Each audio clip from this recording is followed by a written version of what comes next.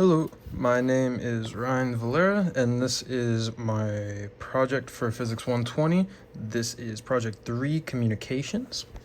The first part of the project, I will be showing my circuit and the setup that I have before I end up doing a demonstration. The first part that I am going to talk about before I get into anything is the power. So as we can see, the picometer on the right is the thing that is being connected to my computer. Using that, we have a red wire plugged in to the 5-volt power source, and this red wire is going to be connected back over here to the other picometer to give it a voltage as well. The next part that I'm going to be talking about is the LED circuit that I have right here. So the first thing that I want to talk about is these things are going to be flipped on both sides. The only difference is that there's going to be a red LED on the right side and a green on the left side, as you can see. The wire that is going to be the most important for controlling this LED circuit is our green wire here. It is going to be connected to GP21 on both sides, and then it is going to be running down into our breadboard, and then it is going to be going through a 10 kilo ohm resistor, and the 10 kilo ohm resistor is going to be running to your LED. On the right side, it's going to be our red LED. The red LED is then going to be going into the negative terminal of the breadboard, and then is going to be grounded following the black wire to whichever picometer is closest to you. On the right side, it's our right picometer, and then on the left side, to show that the circuit is mirrored, green wire into GP21 goes into the breadboard, 10 kilo ohm resistor. 10 kilo ohm resistor goes to the green LED. Green LED goes to ground. Ground, black wire, and then black wire goes into the picometer. So that is going to control the circuit for the LEDs.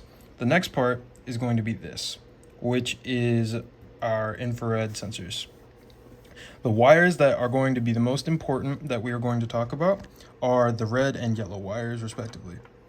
So the yellow wires are going to be corresponding to a transmitted signal and then a received signal. So if we were going from left to right, it's going to be coming out of the picometer through a 1 kilo ohm resistor, going through our IR sensor, shooting a signal. This IR sensor is going to be receiving it.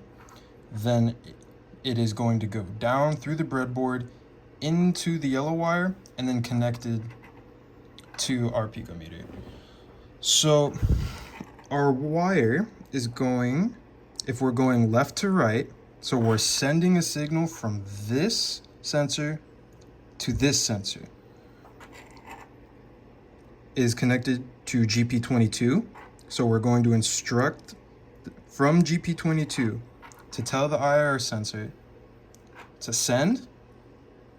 Then we're going to tell from GP20, we are going to tell this sensor to receive the signal, and then we're going to tell the LEDs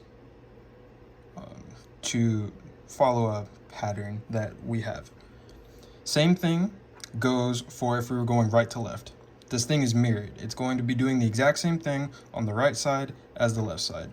So if we were going left to right and this was sending a signal here, now we're going to be sending a signal from here to here. And that we are going to be using our red wires. So just as on the other side, sorry if it's hard to see, our red wire is connected to GP22, just like the yellow wire was over here. It's going to come into the breadboard, go through a 1 kilo ohm resistor. It's going to hit the IR sensor, tell the IR sensor to shoot out a signal. This IR sensor is going to receive the signal, and then the other red wire is connected to the receiver of the IR sensor.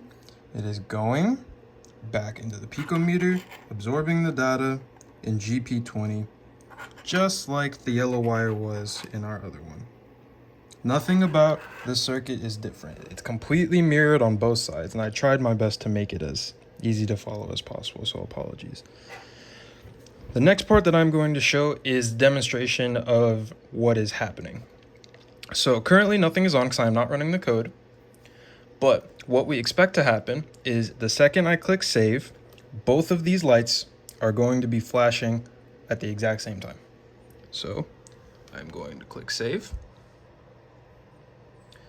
And then we see they are flashing and communicating with each other at the exact same time. The code is running on both picometers at the exact same time, and we're telling them to do the exact same thing. Shoot out a signal and absorb a signal from the other LED using these sensors. So for the red one, shooting out a signal, 1 kilo ohm resistor, go in, go out. This one absorbs a signal, goes in, and then we are going to tell our code to print something. Then same thing goes for this. We're telling this picometer, send out a signal, goes to the 1 kilo ohm resistor, sends out a signal, this one absorbs it, goes to the picometer, prints out something. And as you can see, it is printing out hello world. So I will close the serial and open it back up to show that this isn't old.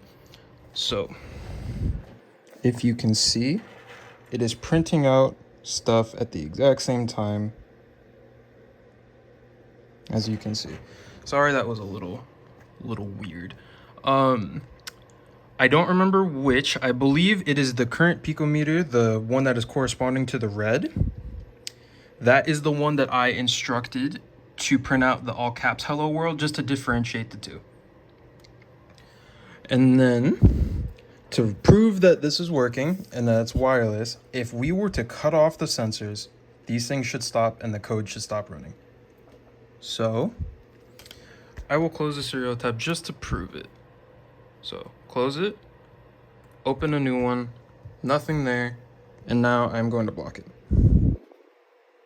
As you can see, the LED stopped interacting because there is no longer absorbing any data to warrant the code running anymore. And as you can see, the terminal no longer has anything else to print because there is no data to allow any of the loops or the functions to work. Now, to really finally prove that this is actually working as intended, I am going to click save once more, and we should see just the red LED light up. And that is what we expect. The next thing that happened to prove that it's the only one working is that you're sending out a hello world and then you're not receiving one back because there is no other signal being received. If there was the green signal being received, it would be printing a smaller hello world as it was all the way up here. That isn't in all caps.